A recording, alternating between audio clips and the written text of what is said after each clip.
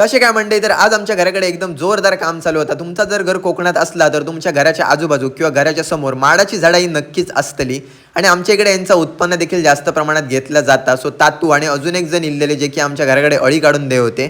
So पप्पा असे टाळ तोडून ठेवे होते आणि तातू इकडे सगळी साफसफाई करी होतो. पाऊस असल्यामुळे रान पण एकदम पटापट वाढतात सध्या आणि वारा जोरदार असता त्याच्यामुळे नारळ पडतात आणि ते नारळ सगळे पप्पा घराकडे घेऊन जाय होते एक एक करून.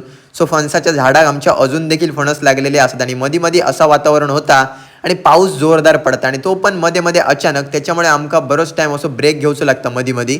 मी इल्यानंतर हे होते दुसरे ते पंडित काका ते पण इले पण माका ब्रेक घेतले पण त्यांनी ब्रेक काही घेऊक नाही. ते पप्पा तातू यांनी त्यांचं काम एकदम जोरदार चालूच ठेवल्यानी आणि बघू शकताय थोड्याच वेळानंतर असा काम झालेला आणि टाळ असं ना त्याचं खत म्हणा वापर केला जाता. सो पप्पांचा फोन रिक्षातना पडान पडान कसं झालेलं असं बघा आणि बरेच वेळ हात टेकले ना, आता हातातला माझ्या रक्त पण असा गोठलेला. मी पटापट वरच्या घराकडे येले कारण माका थोड्याच वेळात भाड्याक निघायचा होता.